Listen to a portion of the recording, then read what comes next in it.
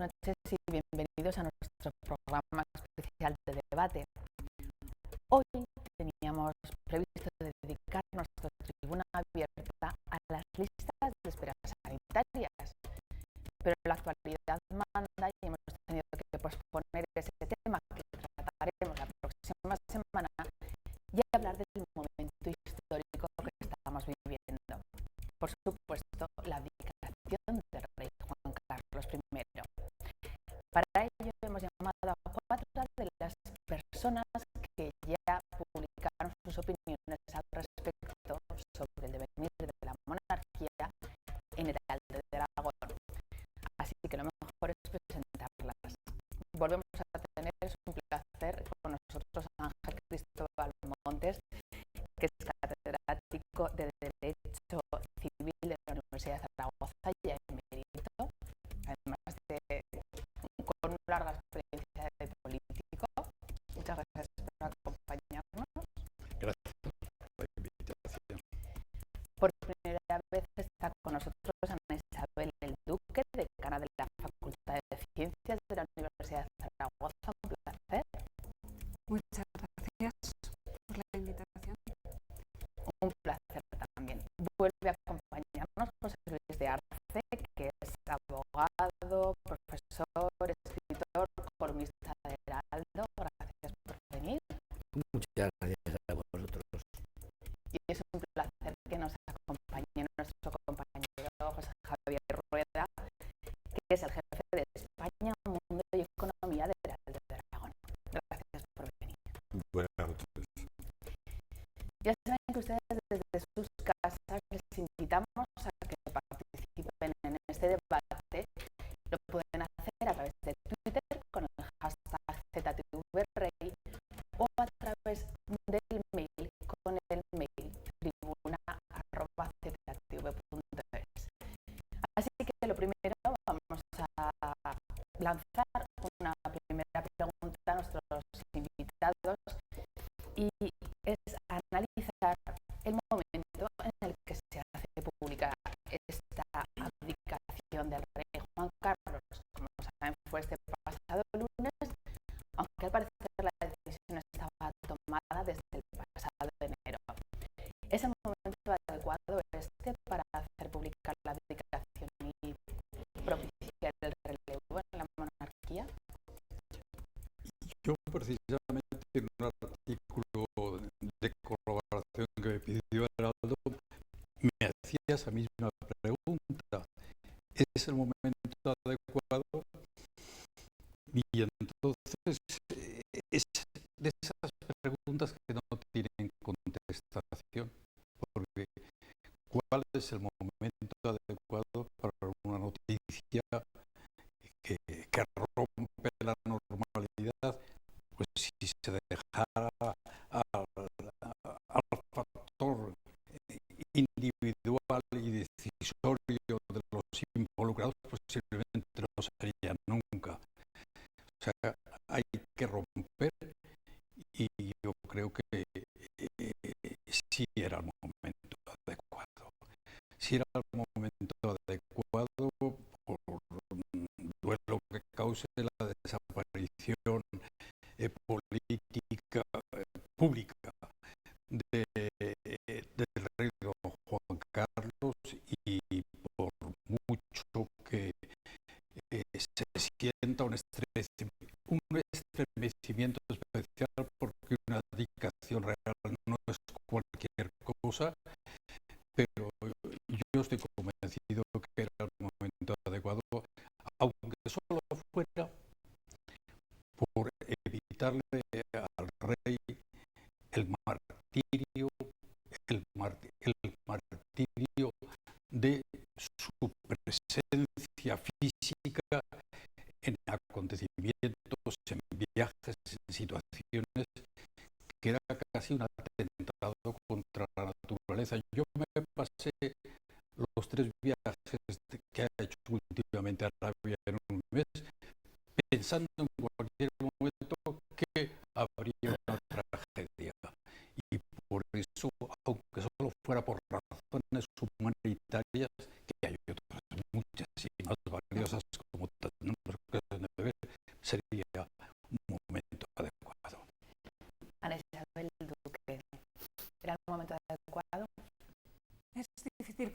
contestar. Yo creo que debería haber sido antes, que quizás ha esperado por lo que acabas de comentar, que hemos visto imágenes que quizás hubiéramos preferido no verlas en un representante que había sido absolutamente profesional hasta unos meses, unos años antes, y que lo hemos visto la degeneración en su enfermedad. Yo creo que quizás debería haber sido antes, porque yo sí que veo ahora unos ciertos riesgos que supongo que saldrá a lo largo del debate en este proceso de sucesión, y es que se puede creer una falta de legitimidad en lo que es el proceso, y me voy a explicar por algunos sectores. En un sentido, lo has dicho, la actual desafección en los grandes partidos mayoritarios que se ha visto en estas últimas elecciones, en las elecciones europeas, y la propia inexistencia que muchos hemos o han descubierto ahora de la ley orgánica de sucesión, pues pueden dar la sensación de que el proceso se está haciendo de forma apresurada, de forma improvisada y acordado, como se ha ido viendo, únicamente por las cúpulas de los grandes partidos. Si esto unimos que el actual sistema está dando muy pocas oportunidades a los jóvenes, pues podemos encontrarnos que el sistema constitucional se ha percibido precisamente por este sector, por los jóvenes, como algo ajeno a ellos, y que no olvidemos, no votaron esta constitución que tenemos. Entonces, si el sistema constitucional vigente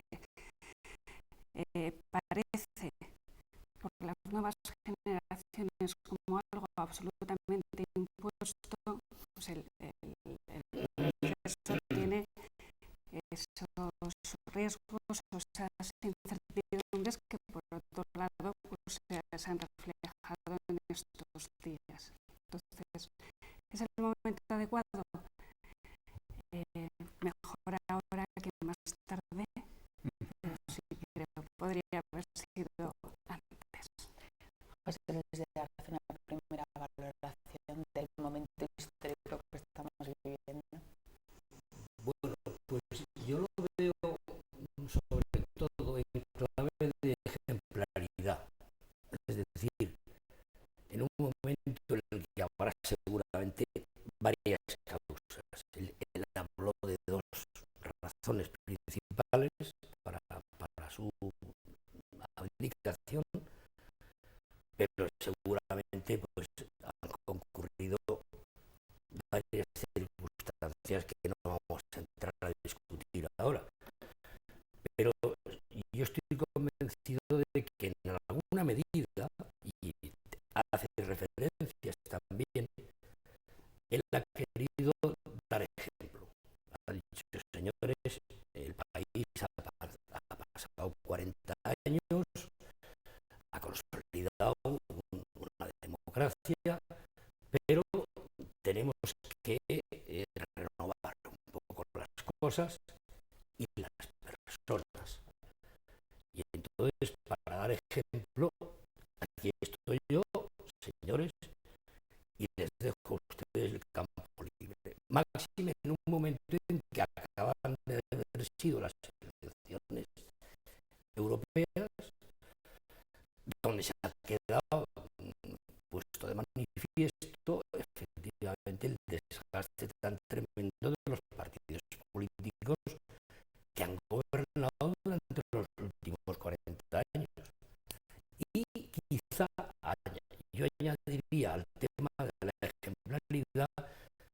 algo a lo que ha apuntado Ana Isabel, y es que ha querido decir la juventud está llamando a la puerta, tiene derecho y tiene necesidad de ejercer su responsabilidad.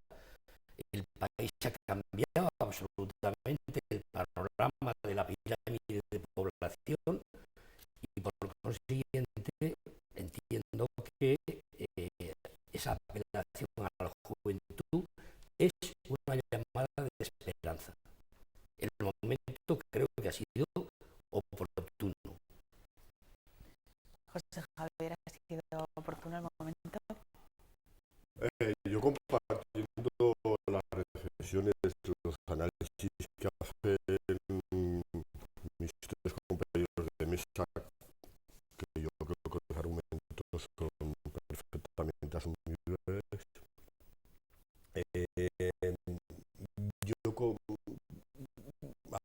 Por aportar algo, yo creo que ese último servicio que presta Juan Carlos I y lo presta en el momento seguramente que había que prestarlo, ¿no? Me refiero al último servicio teniendo en cuenta o valorando desde un punto de vista histórico los grandes servicios que ha hecho Juan Carlos I como rey, el primero, el de traer la democracia a España, renunciar a unos poderes absolutos que tenía en cuanto heredero del dictador, para que haya una constitución que es la que actualmente tenemos. Un segundo gran servicio que fue el de la noche del 23F, y yo creo que este es el último gran servicio que presta el rey, porque se trata de un hecho histórico, antes lo comentaban, se trata de un hecho histórico, la abdicación del rey, porque había otros modelos. En España hemos estado hablando de por qué no el modelo a lo mejor de Isabel II, que parece, por la edad que tiene y por lo que se dice, que morirá siendo reina. ¿Por qué no ese modelo? En una monarquía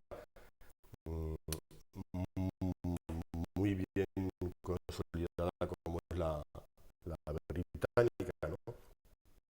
En fin, había otras opciones, pero sin embargo yo creo, y me sumo aquí a lo que decía José Luis, que este último gran servicio renuncio al poder, renuncio a ser rey, a ser jefe del Estado, y lo hago para dejar paso a otra generación, porque él piensa, yo creo que el rey, perdona que me extiendo un poco, yo creo que el rey, me parece que Ángel lo decía, o Ángel lo apunta mucho en su libro, La democracia no ha sobrevivido, un libro estupendo que acaba de publicar. No está pagado. Que acaba de publicar Ángel Cristóbal Montes, lo apunta muy bien. El rey sabe interpretar muy bien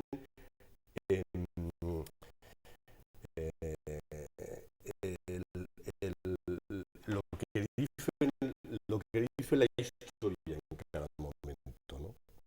Entonces, él recoge, Ángel lo explica muy bien en su libro, él recoge en el año 75, ve que la historia exige que él renuncie a sus poderes poderes absolutos que tenía en ese momento, porque el pueblo español demanda y, y, y tiene derecho a ejercer la libertad, y ahora él interpreta que históricamente tiene que hacer una cesión importante, que es dejar de ser rey, va a convertirse en una figura importante, pero de segundo orden, da un paso atrás, que esto no es fácil cuando tienes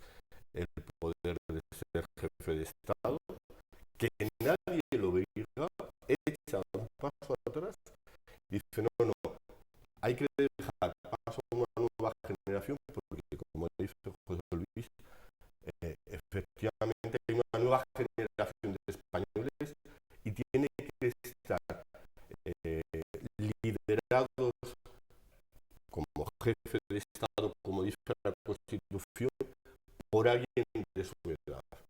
Yo creo que es el último gran servicio que presta el rey Juan Carlos. Vamos a seguir en la línea que acaba de apuntar Javier Rueda, que es analizar la figura del rey, que todavía es rey hasta el 18 de junio. ¿Qué ha representado don Juan Carlos para España? ¿Cómo ha sido relevante para democratizar nuestro país? Bueno, yo creo que don Juan Carlos ha representado para España y concretamente para el sistema político español, para la democracia española, para el sistema de gobierno libre, una auténtica bendición. Y coincido con lo que decía hace un momento José Javier, de que él no estaba preparado para eso. Externamente, internamente sería otro cantar, porque su padre siempre estuvo detrás y su padre fue un liberal demócrata convencido, influyó en él tremendamente. No pudo ser rey, pero vicariamente sí lo fue a través de su hijo. Pero no estaba preparado formalmente para eso. La jugada maestra del general Franco fue nombrarle sucesor en la jefatura del Estado a título de rey en 1969, con lo cual lo colocaba ya dentro, porque tuvo que jurar, claro está, los principios del movimiento, lo colocaba dentro del sistema y de paso rechazaba definitivamente a su padre, que le venía produciendo molestias y con el cual no se entendió nunca, como es natural, como se va a entender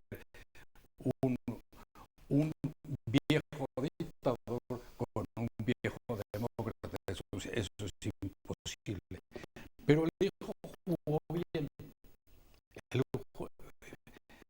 pasó por las ocas caudinas que tuvo que pasar, y fueron muchas y malas.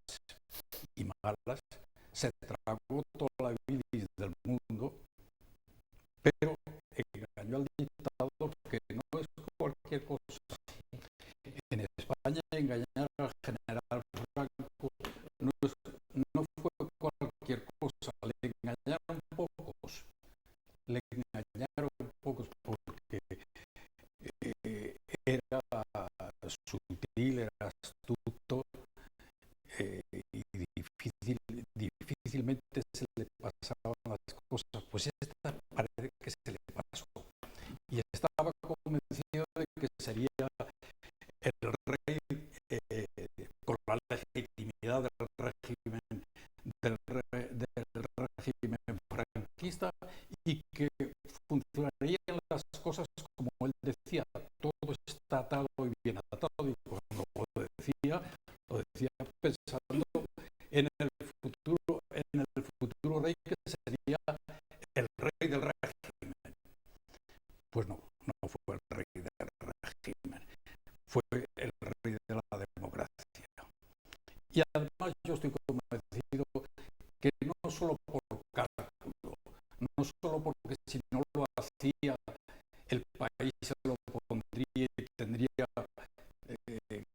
Santiago Carrillo le llamaba el rey, Juan Carlos el Breve, tendría un reinado corto, sino por convicción. Porque, tal como hemos visto a posteriori, yo entonces tuve mis dudas, pero tal como he visto a posteriori, yo creo que fue por convicción. Él era y es demócrata de convicción. ¿Estás deseando? Sí, no, me parece muy bien lo que dice Ángel. Yo voy a dar voy a hacer otra interpretación de lo que para mí ha sido el rey, y lo voy a hacer un poco a la luz de la Constitución española, que creo que es lo que hay que respetar por encima de todo, ¿no? En momentos como este, además. La Constitución le da al rey de España, le quita todos los poderes, efectivamente, que venían teóricamente trayendo, arrastrando el franquismo, y le da tres funciones fundamentales. Vamos a ver el balance de cómo ha sido el cumplimiento de sus tres funciones, y eso nos permitirá valorar realmente cuál ha sido la importancia que ha tenido el rey de España en este momento. La primera función que le da la Constitución es la de ser árbitro y moderador de las situaciones de tensión entre las diferentes instituciones del Estado español. Y creo que en eso, seguramente con mucha discreción, el rey ha intervenido. No es la primera. Bueno, Porque antes de la ley se dice que el rey representa la unidad y la permanencia del Estado. para mí es la tercera, pero bueno, es igual. Quizá en el orden textual de la Constitución sea, yo ahora mismo no recuerdo, Sí, yo sé que son tres. la primera es esa. Bien, pues de las tres, una es la que acabo de decir, de ser moderador y árbitro de las tensiones institucionales, y creo que seguramente pues, nosotros no nos hemos enterado de muchas de ellas, pero estoy convencido de que el rey ha intervenido en numerosas ocasiones para suavizar, para templar gaitas y para poner en su sitio a cada uno. Eso entonces se ha hecho bien, porque tampoco han surgido excesivos problemas entre las instituciones del Estado. La segunda, aunque en fin no esté de acuerdo con ella, es el nombramiento del rey como jefe de las Fuerzas Armadas y del Ejército Español, como capitán general. Ha cumplido en ese sentido lo poco que ha ejercido como tal, aparte de estar en muchas maniobras y tal y cual. Pues yo creo que cuadró al Ejército Español el 23 de febrero, la noche en que este señor y yo fuimos salvados por el rey. Seguramente estábamos los dos en el Congreso Y probablemente le debamos la vida. y probablemente le debamos la vida. Eso está clarísimo. Y desde luego supo cuadrar al ejército español.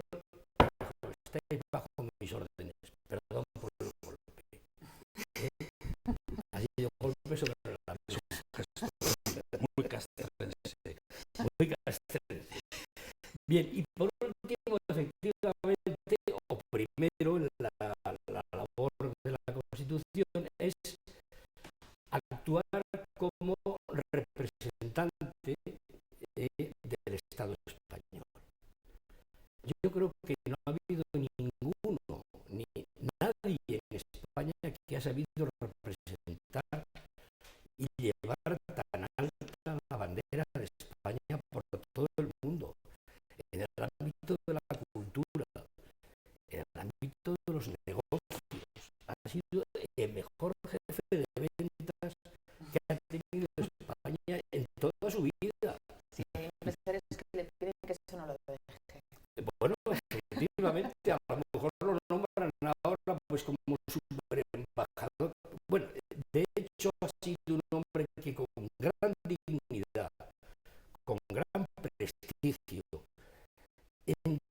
dicen que la agenda del rey es la agenda más nutrida del mundo, es decir, que llama a cualquiera en cualquier sitio y se le ponen todos, cosa que a veces no todos pueden decir lo mismo.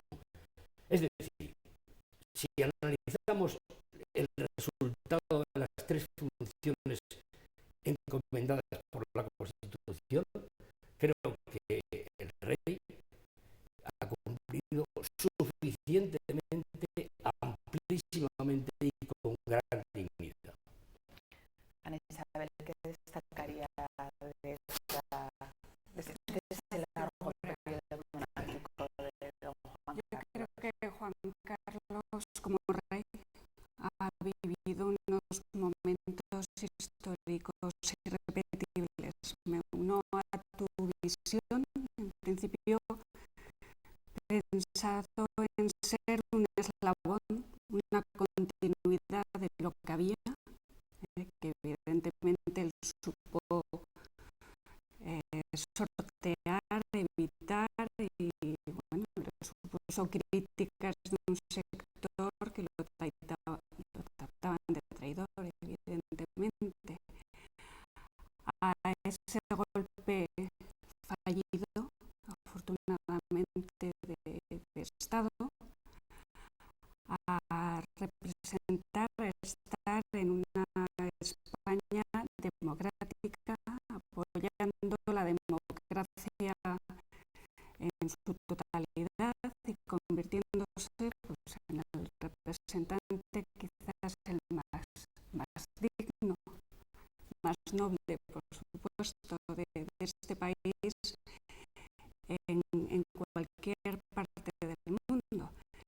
Y su papel era importante porque tenía que vender una imagen diferente de nuestro país. Había que romper con esos años de involución que tuvimos y plantear una imagen de un país nuevo, con una energía renovada y con unas ganas de estar en ese primer nivel, como todos los otros países europeos y vamos, y con una cultura detrás. Entonces han sido unos años de muchos cambios, de mostrar lo que éramos, lo que habíamos sido, lo que queríamos recuperar y lo que queremos llegar a ser. Entonces, ha tenido oportunidades de lucimiento que la historia nos mostrará y mostrará con el tiempo si efectivamente ha ejercido toda la potencialidad que tenía. Javier, ya has hecho ya un primer esbozo, pero ¿de qué te quedas? Yo no soy historiador, pero reconozco que me apasiona visión a la historia y con la perspectiva histórica que puede tener alguien que no es historiador y recogiendo, perdonad que me repita tanto al profesor Ángel Cristóbal Montes, recogiendo algo que él ya apunta en el libro y que volvió a citar en su artículo que ayer publicó en Heraldo junto a José Luis Arce. Hay 5 reyes o 5 reinados que marcan la historia de toda la historia de España. Los reyes católicos, Carlos I, Felipe II, Carlos III y ahora los libros de historia lo dirán porque la historia no se escribe el día siguiente de concluir un periodo. Ya sabéis que eso es la historia del presente, que es lo que algunos llaman el periodismo, la historia del presente, ¿no? La historia se escribirá dentro de 15, 20, 30, 40 años. Pero yo estoy seguro, y el profesor Cristóbal Montes lo ha apuntado en su artículo, que el quinto reinado más importante en la historia de España, por sus logros sociales, económicos, de prestigio internacional, es el de Juan Carlos I. Me gustaría también en esta mesa hablar de una figura de la que se ha hablado quizá un poquito menos, de la reina Sofía, del papel que la reina Sofía ha tenido también en el devenir histórico de España, que bueno, ayer por ejemplo ella misma decía en la ONU que todo iba a seguir igual y daba una imagen de tranquilidad. Sí me gustaría un poco recabar solamente un minuto, porque justamente yo quería haber acabado antes con una referencia que hacía referencia a la reina. Ayer Ángel Cristóbal Montes en su artículo decía algo que Platón escribió en su momento y que eran las virtudes que tenían que adornar a un líder político o a un dirigente político, y creo que hablaba de 4 virtudes que eran el valor, la justicia, la prudencia y la piedad. Las 3 primeras creo que han sido claramente acreditadas por el rey y seguramente ha dejado la piedad para su compañera. Yo recuerdo muchas escenas de la reina Sofía asistiendo pues, a funerales, actos trágicos, y la verdad es que eran imágenes conmovedoras porque no ha destacado también más la reina, a lo mejor en algunos momentos. Yo creo que principalmente si de las 4 virtudes hay que aplicarle una, para mí sería la piedad. Juan Carlos en eso ha sido menos pío, por muchas razones. Entonces ha sido un rey prudente, ha tenido valor súper demostrado y ha sido justo. Yo creo que ha sido justo también, pero yo a lo mejor no le pondría tanto el atributo de la piedad, pero ahí ha estado la reina como compañera, consorte de la corona, que ha sabido en todo momento manifestar esa piedad que la corona transmitía a través de su persona. Ángel. Sí, ha sido una gran reina. Detrás de un gran hombre, dice el dicho popular, siempre hay una gran mujer. Y detrás de un gran rey suele haber una gran reina. Indudablemente ha sido un apoyo moral para el extraordinario y ha sido una plataforma de sustentación básica y desde luego ha dado la talla como reina, como mujer regia, ha dado la talla sin ningún matiz, sin ningún escándalo en su vida, sin ninguna salida de tono, sin ninguna estridencia de ningún tipo, como una mujer sencilla, culta,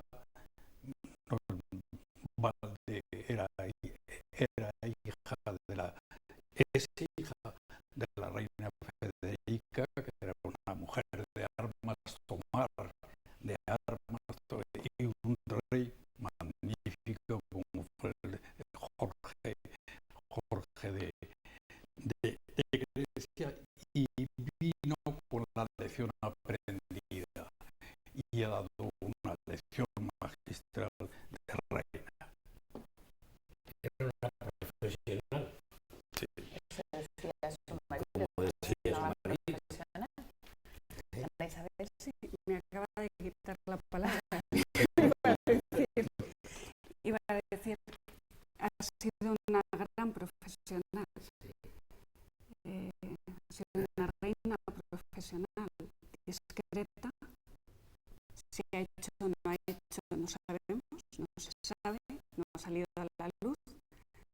Lo que ha salido a la luz pues ha sido una persona que ha cumplido con sus tareas, culta, ha mostrado esa sensibilidad, ya no solo sensibilidad, conocimiento de muchas disciplinas, y sí ha sabido mostrar además dentro de esa mayor distancia. O sea, yo creo que es una pareja que se complementaba de cara como escaparate. El campechano, llano, más próximo a ella, con una cierta distancia, pero como más observadora, y luego mostraba la sensibilidad en toda una serie de obras en la que, bueno, corregía o representaba. Entonces yo, si la tuviera que definir, sobre todo es la profesionalidad y la discreción. Javier, ¿cómo definirías a la reina? Lo malo de haber cuarto siempre es que al final ya Deberías modificar el orden y no, pasar no, al siguiente acto. este orden está muy bien, este orden está muy bien.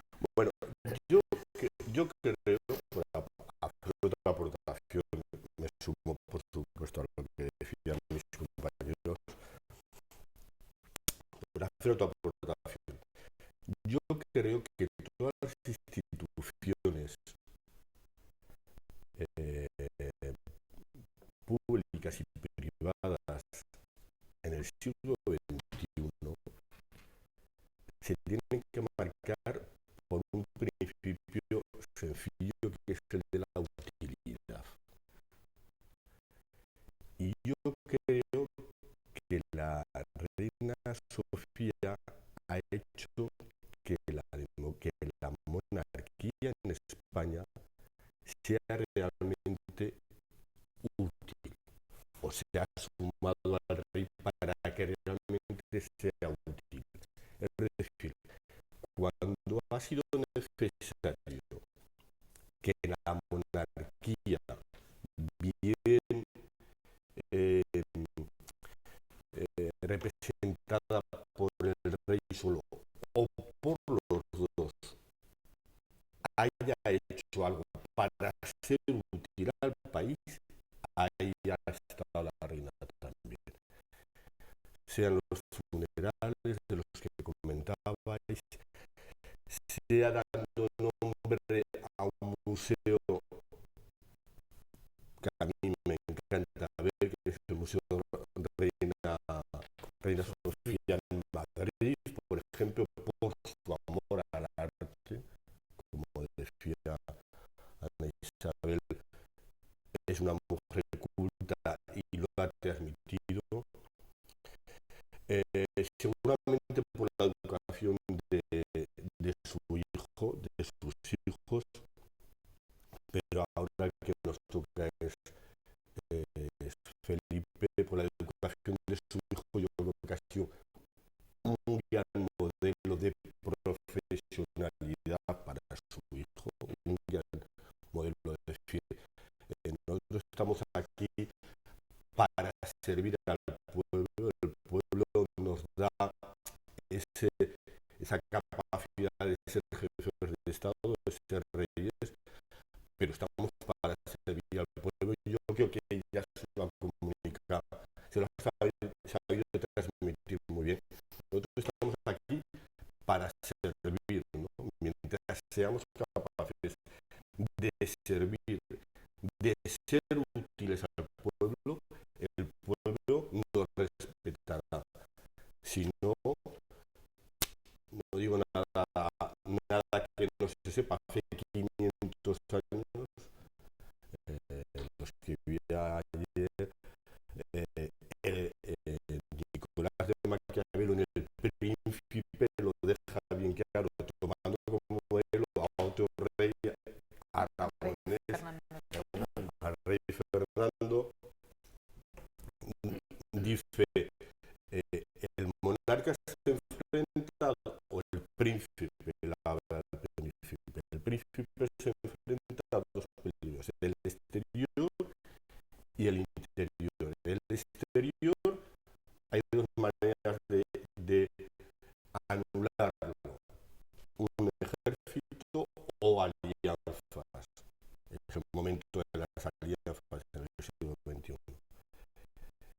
Y el interior, la conjura interior, dice él, hay una manera de evitarla, que es satisfaciendo al pueblo, poniéndote al servicio del pueblo y haciendo que tu pueblo viva en bienestar. De esta manera, todas las conjuras internas quedarán anuladas. Y además, José Javier tuvo un punto de referencia, ha tenido a la reina un punto de referencia que yo creo que ha sido vital para ella: la pérdida del trono de su hermano Constantino. Eso lo ha tenido ella siempre fija en la cabeza, porque lo perdió. No diría que fuera un mal rey, pero lo perdió por no tener quizá la prudencia, la ponderación y el equilibrio precisos en un momento muy delicado de la posguerra. Y esa ha sido una idea que haya tenido fija siempre en la cabeza.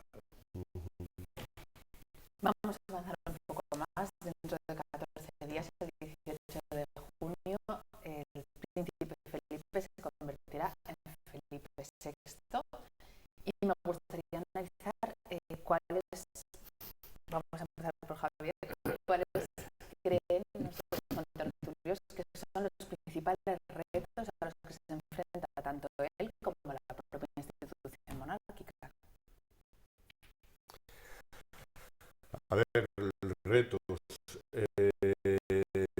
Pues seguramente el primero, diría yo, sería la regeneración democrática, la regeneración, porque es lo que pide la sociedad española, porque es lo que se traslada, o una de las principales conclusiones para mí de las elecciones, de los resultados electorales del 25 de mayo.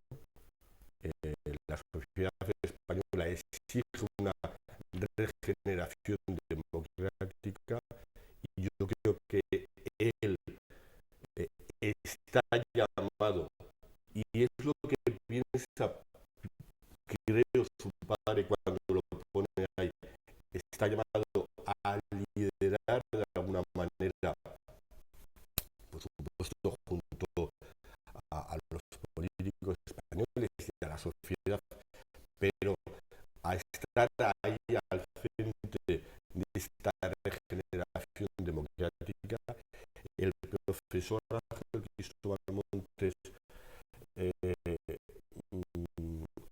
una idea que repite constantemente, que yo creo que es el leitmotiv de su libro, es que las democracias necesitan tres elementos imprescindibles. Cita al profesor Ross, tres elementos imprescindibles, y el bienestar económico, que dice él, la educación y digamos la moral, la capacidad ética. El profesor explica muy bien cómo España efectivamente ha alcanzado un nivel de desarrollo económico importante. El nivel de educación también está a un alto nivel, pero lo que está fallando es esta capacidad ética, esta moral, ¿no? Colectiva. El príncipe está llamado a liderar esta regeneración democrática, moral y ética en España. Primer desafío. Segundo, rápidamente, la unidad del Estado.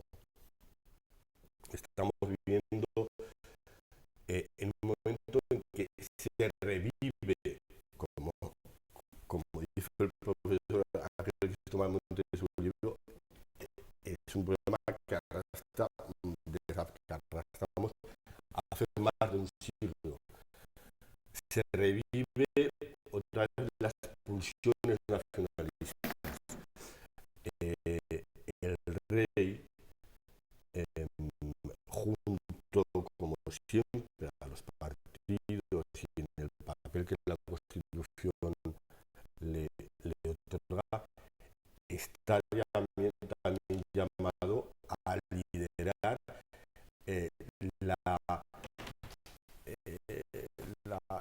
impulso de un proyecto nacional de país atractivo, tan atractivo que todos quieran estar ahí. Es decir, no se trata de prohibir a nadie nada, se trata de decir, no, es que vamos a ser capaces de poner en marcha, igual que su padre consiguió poner en marcha una transición democrática en el año 75, él tiene que poner en marcha un proyecto de país junto al resto de la sociedad, por supuesto. Es decir, no va a hacer nada como si fuese un mesías, pero sí que puede ser, por su edad, por su capacidad, por su visión, uno de los que lideren este nuevo proyecto que sea capaz de entusiasmar a todos para que todos quieran estar ahí, ¿no? Ana Isabel, Sí, ¿cuáles son esos retos? completamente de dicho Javier, retos, muchos. Ha salido antes el tema de la desafección. Tiene que ser, el jefe de Estado tiene que ser una figura que aúne voluntades.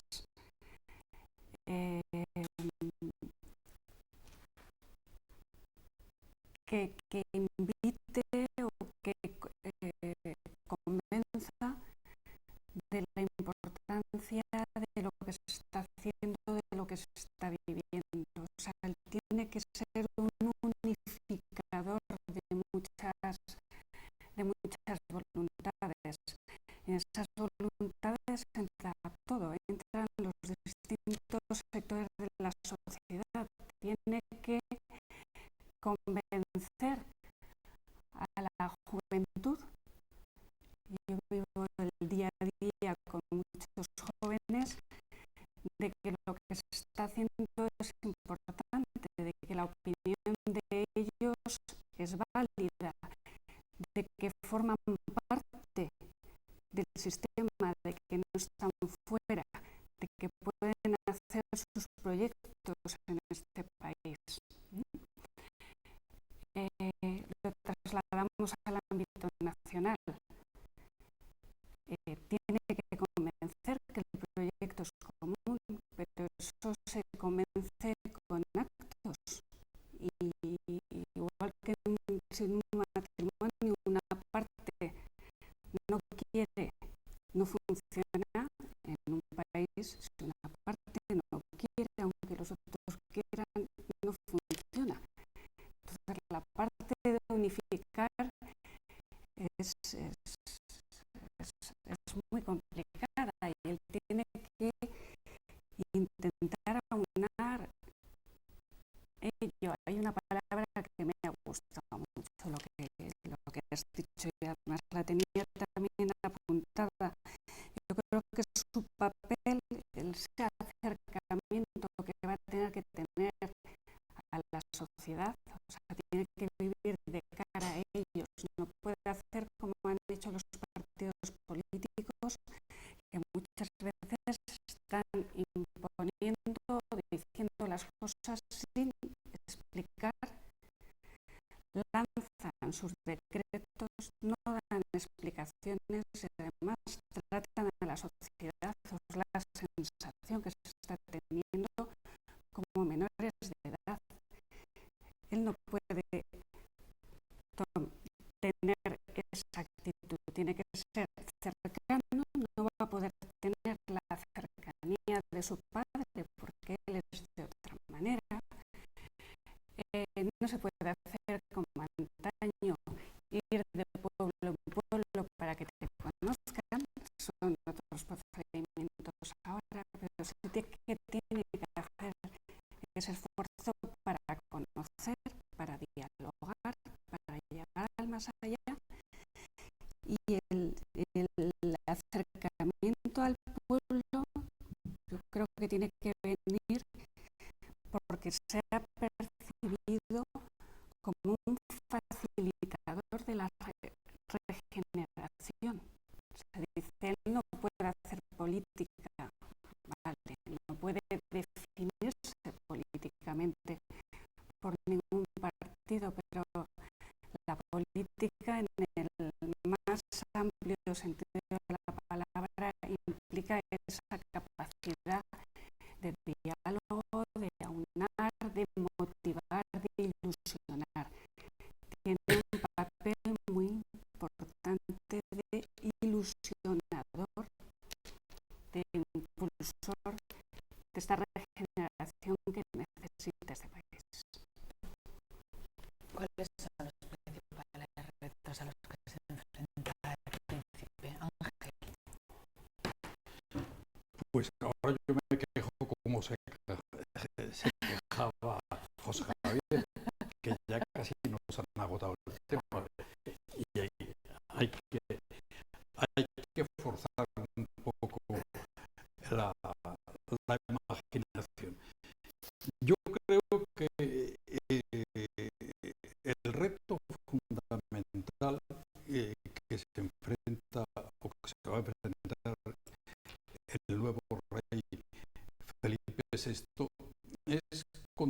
continuar la labor modernizadora del país.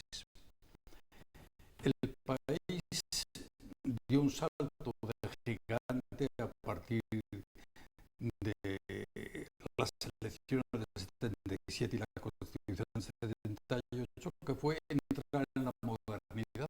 No estábamos en la modernidad, aunque aparentemente tuviéramos todos los elementos y factores que juegan en los países desarrollados, no estábamos en la modernidad. Teníamos los cachivaches, teníamos los televisores nacientes, teníamos todos los artefactos que nos asaltan y que no había todavía móviles, pero teníamos la parafernalia, pero no teníamos la sustancia. La sustancia de una modernidad en un país occidental, en un país democrático, en un país históricamente de Occidente, como ha sido España desde siempre. La modernidad consiste en lo que un economista premio Nobel sueco, Gunnar Myrdal, llama el proceso de modernización racionalizadora. Proceso de modernización racionalizadora. No teníamos la modernización precisa y no la tenemos todavía en la medida debida, porque el país y sus instituciones no se han racionalizado suficientemente. Y la prueba, yo creo, más palmaria de esto es cómo han funcionado los institutos, los órganos plasmados en la Constitución para darle viabilidad, seriedad, rigor y continuidad a la democracia española. Han fracasado. Ha fracasado el Consejo General del Poder Judicial, ha fracasado el Consejo de Estado, ha fracasado el Senado, ha fracasado el Tribunal Constitucional, sobre todo. ¿Por qué? Pues porque en un país que no está modernizado de manera racional, aunque el salto que dio, sobre todo con la persona de Francisco Fernández de Borgoña, fue prodigioso. Francisco Fernández de Borgoña hizo aprobar por primera vez en España una ley de reforma tributaria que, según dice Ramón Tamames, el impedir la reforma tributaria fue la causa principal de la Guerra Civil Española. Exagera, pero en España no se había hecho nunca una reforma tributaria moderna, y la hizo. Y como eso, tantas otras cosas, pero se paró el impulso. Aquel impulso inicial de UCD, sobre todo, que algún día tendremos que postrarnos de rodillas para agradecerle. Lo siento, pero es así, para agradecer lo que hicieron por España, porque fue el sacrificio sublime. Yo decía el otro día en algún sitio que me recordaba a esos 300 policías y bomberos que subían por las escaleras de la torre que sabían que se iba a caer, tratando de salvar a alguien, y murieron todos. Pues guardar las distancias, UCD se inmoló. Sabía que tenía que ser inmolada y no le importó, y se inmolaron en pro de qué? De la modernización, de la racionalización democratización de España, pero se paró el impulso. Y los órganos que tenían que haber mantenido el color, el sabor y la altura se neutralizaron, se autoneutralizaron y cayeron, sobre todo el Tribunal Constitucional y el Senado. Son dos supuestos trágicos y hace falta volver a la modernización, y eso lo hace ya mejor un joven que un viejo. Preston decía ayer precisamente que no hemos esperado al momento inglés en que dos ancianos, la reina y su hijo, se disputan a ver cuándo se produce el tránsito. Lo hemos hecho en su momento porque hace falta un segundo impulso a la modernización racionalizada de España. Bueno, yo efectivamente creo que primero agradecer a Ángel su loa que ha hecho a que fue mi partido entonces, ¿no? Que fue un CD, y que creo que efectivamente hizo lo que pudo, ¿no? Y lo que en aquel momento supimos más de lo que pudo. Bien, pero la cuestión está en que yo no voy a decir a la lista que se ha dicho ya en esta mesa de retos a los que se enfrenta el nuevo monarca, porque evidentemente pues el catálogo es amplio. Yo lo que sí quisiera es decir que este comienzo de su entronización y de su andadura como nuevo rey de España debe hacerse sin dramatizar.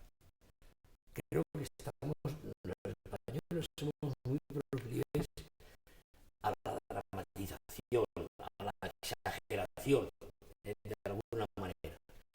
Creo que hay que enmarcar todas estas cosas que están pasando estos días, ¿no? Pues la abdicación, la entronización, la votación de la ley orgánica de la sucesión, todas estas cosas hay que meterlas dentro de la caja, digamos, de la normalidad constitucional. Creo que eso es el gran referente que tenemos que apoyar y que tenemos que estar absolutamente convencidos de qué es lo que funciona y bajo cuyo paraguas tiene que funcionar todo el desarrollo de lo que va a pasar con normalidad en estos próximos 15 días, hasta que llegue el día en que le pongan simbólicamente la corona sobre la cabeza a don Felipe VI, y comienza su andadura como rey de España. A partir de ese día, evidentemente, se va a enfrentar, entonces tendrá que sentarse en la mesa de su despacho, rodeado de algunos de sus principales colaboradores y alúspices y consejeros, y decir, bueno, ¿cómo abordo yo este catálogo tan enorme de retos que tengo delante de mí? Y termino con una frase que decía también el otro día Guillermo Fatás en su artículo de la contraportada del Heraldo, que decía: el futuro está aún por escribir.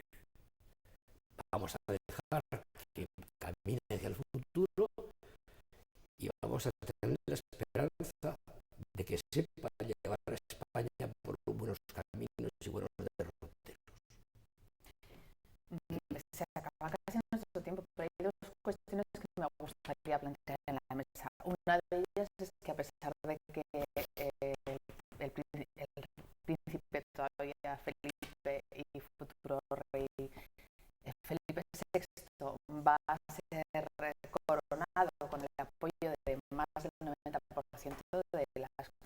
españolas, sí que es cierto que también han surgido voces que piden un referéndum que dé validez o, bueno, que respalde o por lo menos consultar a los españoles sobre si quieren este modelo de Estado o no. Y, por supuesto, traslado esa pregunta a la mesa. ¿Es necesario ese referéndum?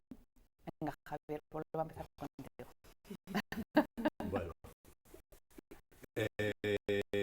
yo creo que ahora no es necesario. Yo creo que hay tareas más urgentes.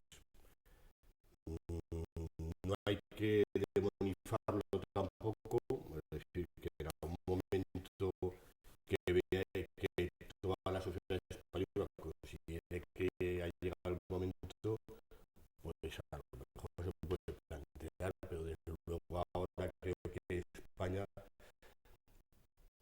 la sociedad española en general, tiene tareas mucho más urgentes que meterse en estos debates que ahora yo casi me atrevería a llamarlos de estériles. Es decir, ahora este debate de monarquía república no creo que nos saque ni del atolladero económico en el que estemos, ni que sea capaz de ilusionar a la gente joven, como decía Ana Isabel, ni que acelere la modernización de la que comentaba Ángel. Yo creo que hay tareas mucho más urgentes y mucho más fructíferas que esta ahora, ¿no? José Luis. Bueno, yo vi anoche hablar en la tele a Ramón Tamames, que no es sospechoso de evolución ideológica y de capacidad como catedrático que ha sido durante tantos años, diciendo, bueno, diciéndole a la izquierda que está pidiendo ahora ese referéndum que es que no es necesario, que solo el 10% frente a un 90%. Bueno, y se recordaba también que en este momento la soberanía del pueblo español reside en las Cortes. Cortes constituidas por las personas que fueron votadas hace 2 años y medio en las elecciones generales. Y ahí se hacían unos números que mire usted, es que 20 millones y pico de españoles representados en las Cortes que van a estar de acuerdo con la ley de sucesión y con el cambio de monarquía sin ningún problema. Frente a esto hay 1,000,000 y pico, 2 millones de personas que no están de acuerdo o que están representadas por partidos que no están de acuerdo. Bueno, pues mire usted, esa es la relación de fuerzas. Seamos respetuosos con lo que tenemos, que nos ha costado lo nuestro llegar a tener esa situación institucional. Respetémosla, por el amor de Dios, que es lo que hay que hacer. Seamos serios. Somos un país serio, somos un país del siglo XXI, un país occidental, situado entre las 20 grandes potencias de todo tipo del mundo. Por favor, no hagamos el ridículo. Ángel, ¿sería necesario ese referéndum o no? Sí, yo coincido con los dos compañeros que han intervenido previamente de que no es el momento, sencillamente no es el momento. Pero además yo me gustaría añadir unas cuantas gotas de ácido.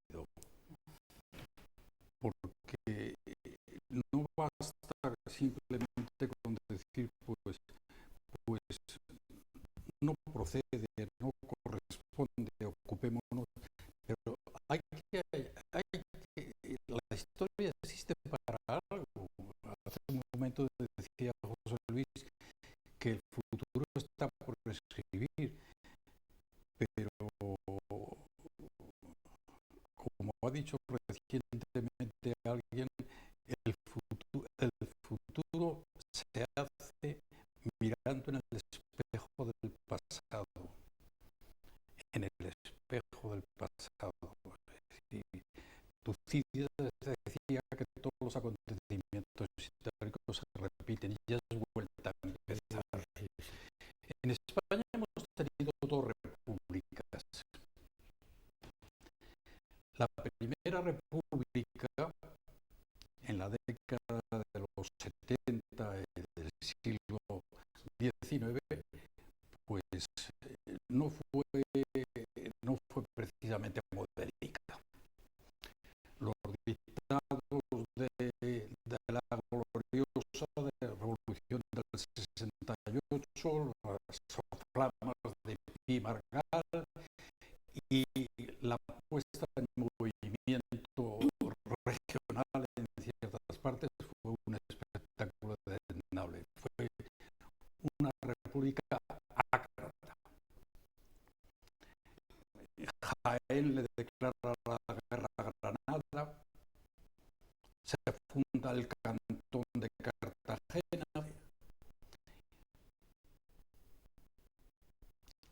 se crea la República de Jumilla y así sucesivamente. Acabó como el Rosario de la Aurora, claro está, con el retorno del hijo de Isabel II. Hemos tenido una segunda república esperanzadora,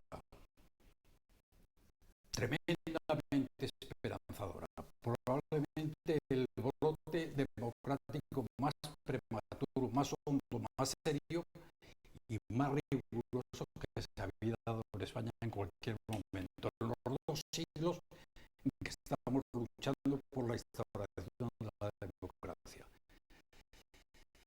¿Y cómo acabó? Estaban los mejores hombres del país en esas cortes constituyentes del año 31. Estaba Ortega y Gasset, estaba Marañón, estaba Jiménez de Asúa, estaba Besteiro, lo mejor de la intelectualidad, las mejores mentes que no las teníamos en el 75, porque España se había esterilizado y sin embargo se les fue de las manos. La pugnacidad entre radicales de izquierdas y derechas, el golpismo latente, la sublevación comunista en octubre en Asturias y la sublevación final del general Franco acabaron. Pero es que si no hubiera habido la sublevación, y no trato de justificar a Dios me libre, de la sublevación, la insurrección del ejército, pero es que si no hubiera habido insurrección del ejército, habría habido revolución comunista.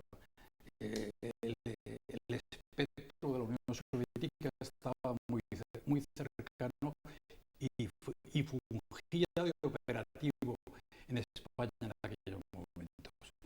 Tuvo que acabar de la forma trágica que acabó. Plantearnos, aunque solo fueran hipótesis, una tercera república inmediatamente o de inmediato, aparte de estéril e infantil, es tentar el diablo, es mentar la soga en casa del ahorcado. ¿Por qué por ser la tercera va a ser buena si las 2 primeras fueron un auténtico desastre? Y si nos fijamos en detalles, yo muchas veces me lo pregunto.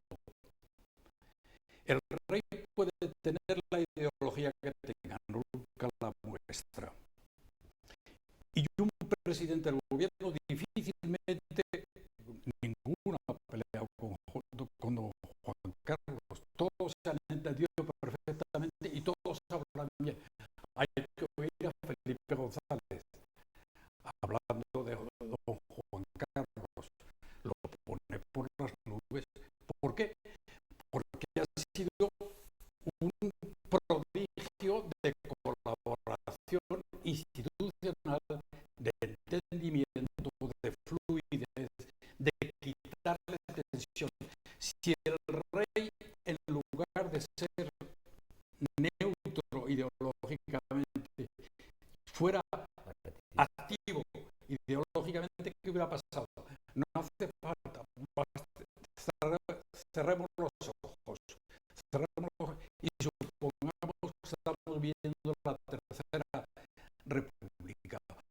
Un presidente de la República del PP o del PSOE, es lo mismo, y un jefe de gobierno del PSOE o del PP, de signo contrario, la cohabitación en España. ¿Sería posible eso que se ha dado en Francia, hasta en Italia se ha dado, eso que se ha dado, que se ha dado en Estados Unidos, se da constantemente?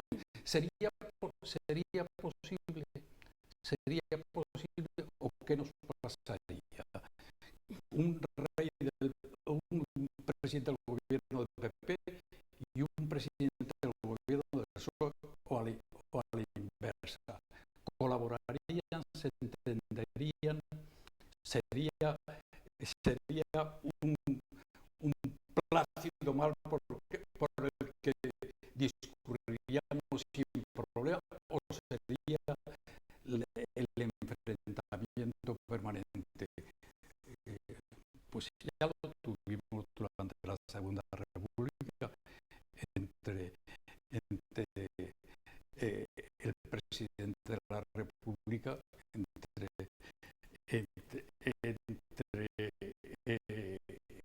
y el presidente del gobierno Azaña. Ya lo tuvimos y volveríamos previsiblemente a las sendas. En consecuencia,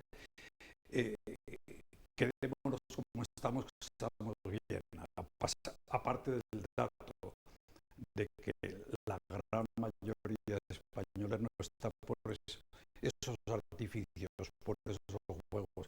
España ha huido siempre de los experimentos, en política, de los juegos y de los desafíos,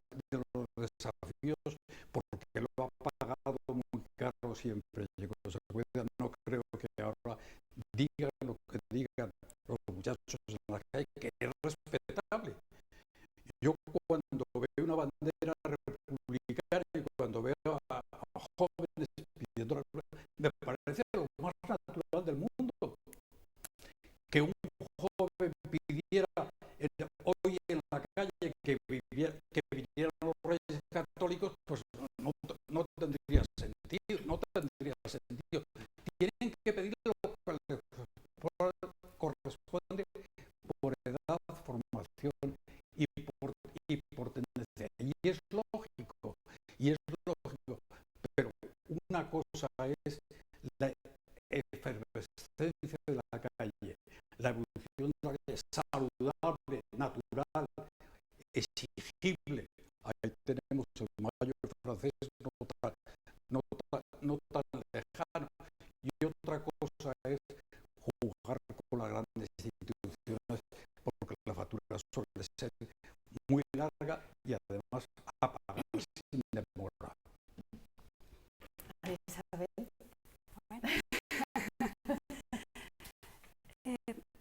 Bueno, yo primero lo que estoy convencida es que no hay que hacer oídos sordos de lo que se oye en la calle. Ahora se oyen unas voces, no solo la juventud.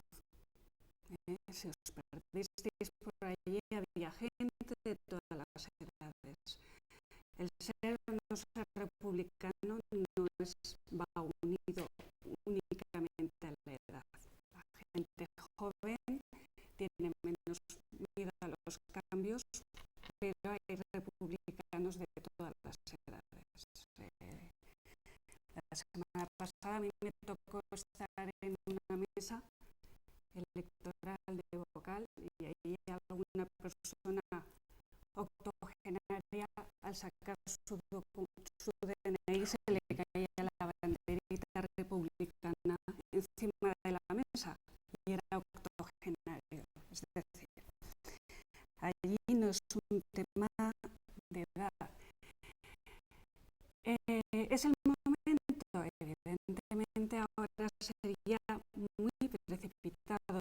Yo no sé si es factible, yo no soy experta en temas legales ni jurídicos, pero vuelvo a decir, no hay que hacer oídos sordos. Si empieza a haber voces de que hay que hacer una reflexión y que hay que someterlo, evidentemente si hay una mayoría, como decís, seguirá habiendo el mismo sistema que tenemos ahora. Que no la hay, habrá que habilitar los cambios para que este país, su gente, se sienta a gusto con aquello que se quiere. A mí no me da tanto miedo el decir qué pasaría aquí.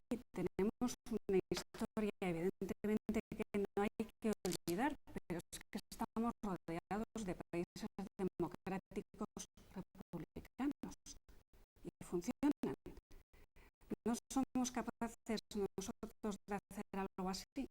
Es posible que en este momento no.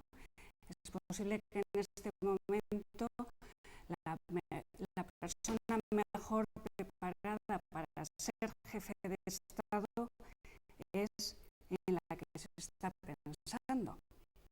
Quizás sea así, pero lo tiene que demostrar. Y lo que yo sí que veo claro es que si no lo demuestra, si no hace bien su papel, esos privilegios de la nobleza no los va a tener, o va a ser difícil que continúe. Y entonces sí que se va a pedir esa reflexión y ese referéndum. O sea, va a estar en un continuo examen, no sé en qué periodo de tiempo, hasta que demuestre que de verdad lo sabe hacer.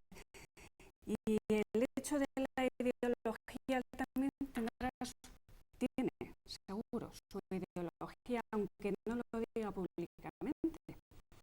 Entonces, si en Francia tenemos una república, una democracia asentada en años, con un jefe de Estado y un jefe de gobierno, presidente de gobierno, que conviven y ahí tenemos todo, pues ¿qué problema puede haber aquí si lo sabemos hacer? Entonces, en ese sentido, el miedo al cambio sí es lo que la mayoría, con todas las medidas que hay que asegurar, democráticas, de estudio, de que no sea un impulso, que es lo que muchas veces este país lo ha llevado de un lado hacia otro, a mí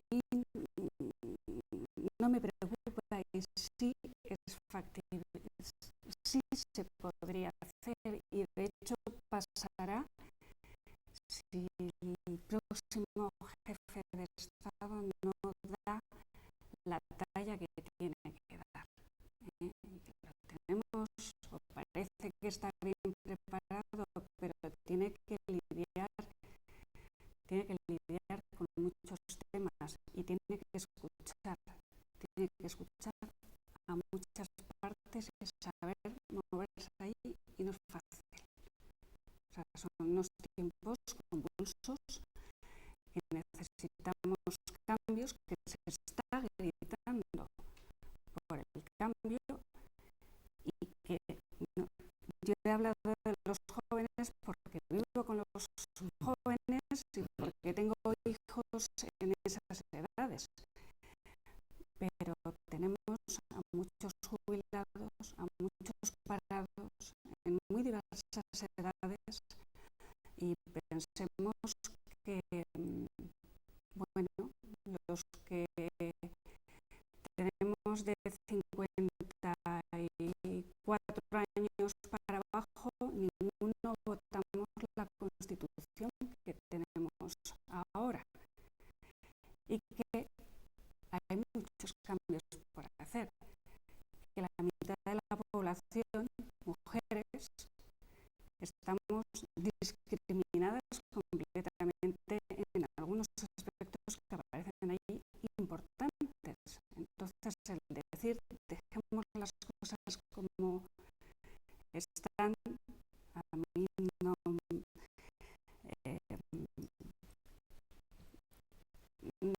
no comulgo con ello.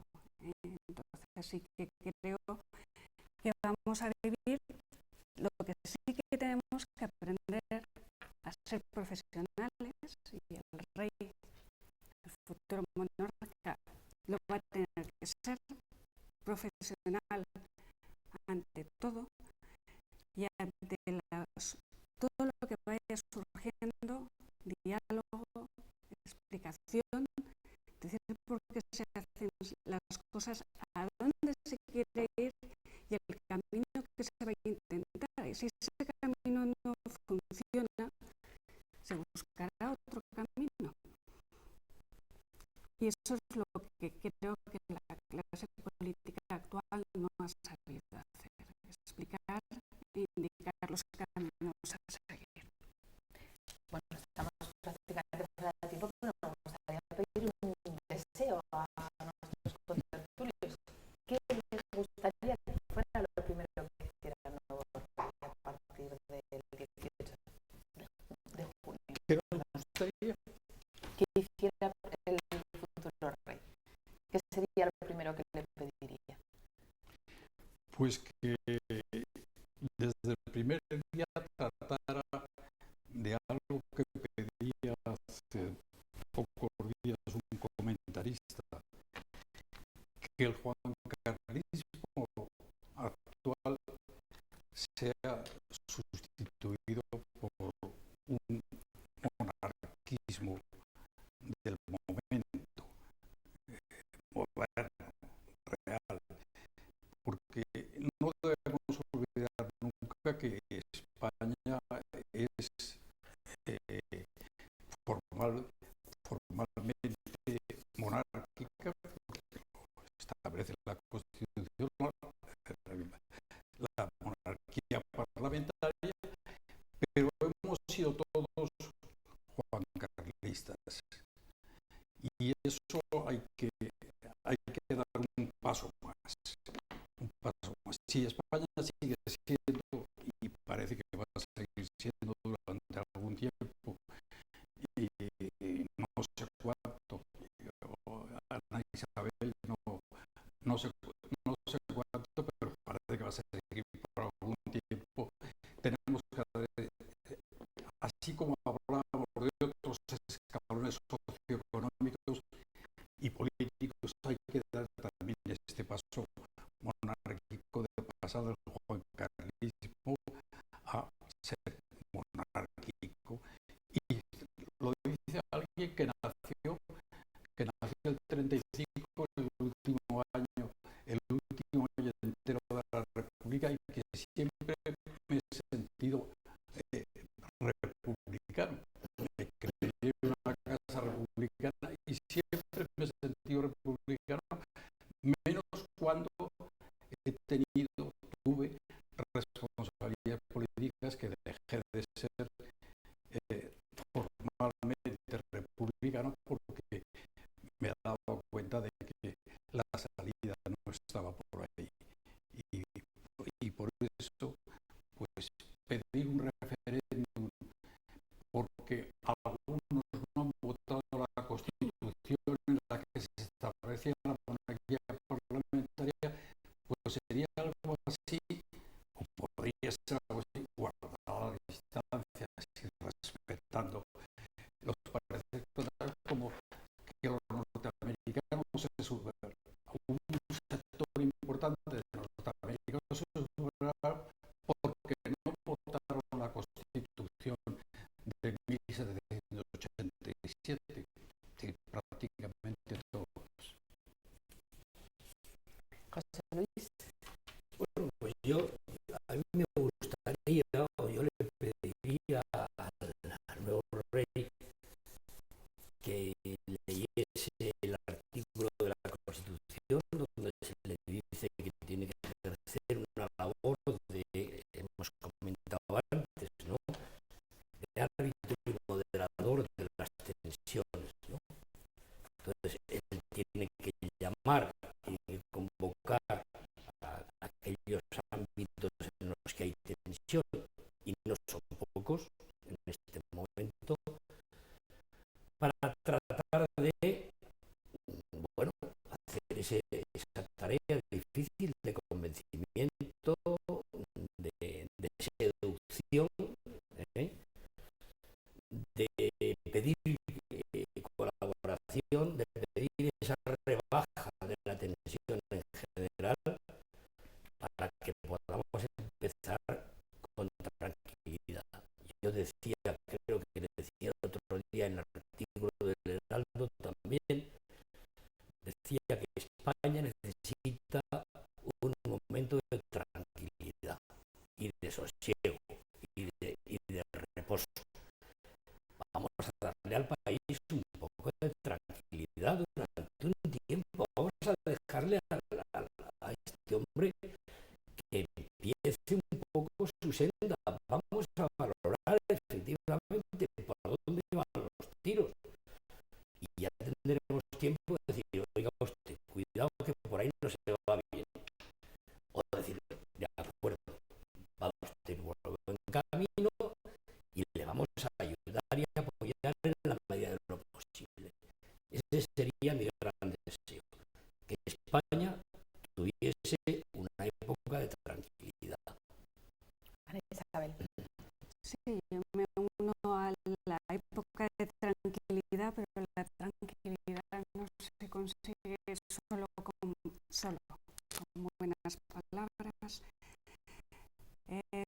Yo le pido dos cosas que son muy ambiciosas al futuro jefe de Estado: que sea un profesional como jefe de Estado. Eso implica que tiene que conocer la sociedad en la que vive, y para ello tiene que tener diálogo, y diálogo es mutuo.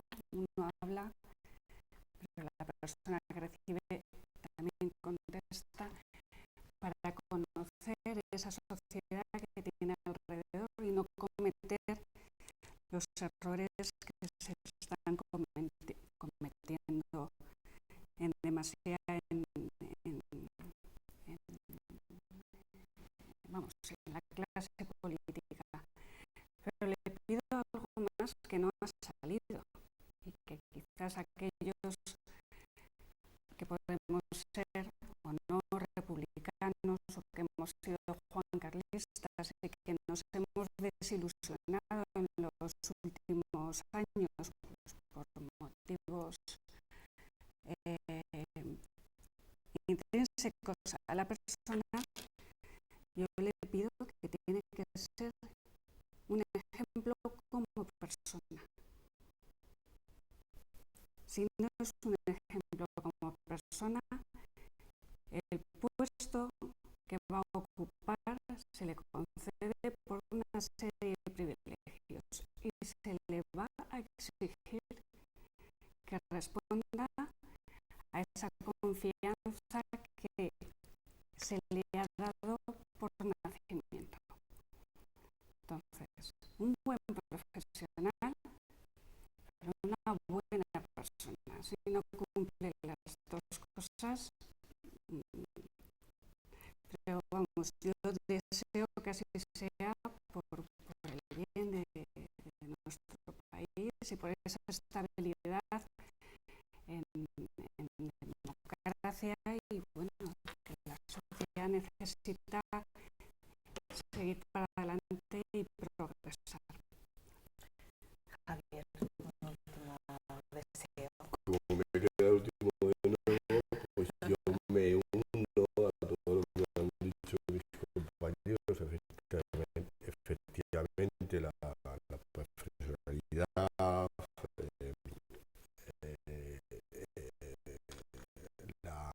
la actitud ejemplarizante es muy importante. De hecho, ya se comenta que seguramente la ceremonia del día 18 va a ser bastante austera como una demostración de, bueno, de que esto es lo que toca en estos momentos. Pero por aportar algo más, yo creo que también le pediría o me gustaría que tuviese capacidad de ilusionar, ¿no? Igual que, bueno, ahí tenemos una tendencia a los seres humanos a pensar que cualquier tipo pasado fue mejor, y eso no es verdad. Seguramente jamás hemos estado mejor que ahora, aun con las tasas de paro, aun con muchas cosas. España está ahora, como decía José Luis antes, no entre las 20, entre las 15 economías más potentes, países más desarrollados, con mayor calidad de vida, en fin. No, cualquier tiempo pasado no fue mejor, pero sí que es verdad que a lo mejor en los años, en torno a los años 80, finales de los 70, principios de los 80, el momento de la transición, al cual hace un homenaje, vuelvo a citar a Ángel Cristóbal Montes, no me ha pagado por hacer publicidad, pero vuelvo a citar su libro. La factura con gran tranquilidad. Vuelvo a citar su libro porque es un estupendo libro. Ángel Cristóbal Montes dedica su libro a esa gente que fue capaz de ilusionar. Yo creo que un país tiene que tener ilusión, tiene que tener ilusión. Entonces, yo también le pido que tenga, que fomente un poco la ilusión, ¿no? Que sea capaz de arrastrar a la gente joven a decir, a ustedes, dense en cuenta que viven en un gran país, en un país que igual gana el mundial de fútbol en Brasil, que seguro que lo vamos a ganar. Como es capaz de sacar un premio Nobel de química, que igual, ¿verdad? A Isabel igual también sacamos un premio Nobel de química en una de las principales facultades de química, que es, por ejemplo, la de Zaragoza, ¿no? Yo creo que tiene que generar esa capacidad de ilusión que se vivió en los años 80, es decir, estamos cambiando, estamos viviendo una regeneración, estamos modernizando. Eso también hay que tenerlo, es decir, no vale solo con la continuidad. Su padre le ha marcado una tarea, que es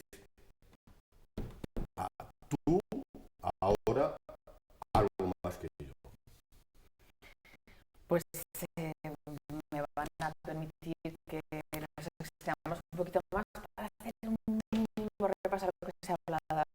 se ha dicho que el rey Juan Carlos ha prestado su último gran servicio, que ha dejado esa tarea de regenerar democráticamente pues, todas las instituciones que se le ha dejado a su hijo, futuro Felipe VI, que tendrá que defender también la unidad del Estado, convencer e ilusionar especialmente a nuestros jóvenes. Y me voy a quedar con la frase de Ana Isabel, que tiene que ser un ejemplo como persona. Ha sido un placer tener esta mesa también nutrida, hablar de todos los temas que se han propuesto aquí. Como les he dicho al principio, la semana que viene tendremos otro tribuna hablando de las listas de espera sanitarias y me ha convencido Javier. Vamos a entrevistar aquí dentro de 2 semanas en Aragoneses a Ángel Cristóbal Montes para hablar de este libro, porque yo ya me he quedado con las ganas. Es como tienes mando en esta casa. Bueno, un placer. Ya saben que ahora les dejamos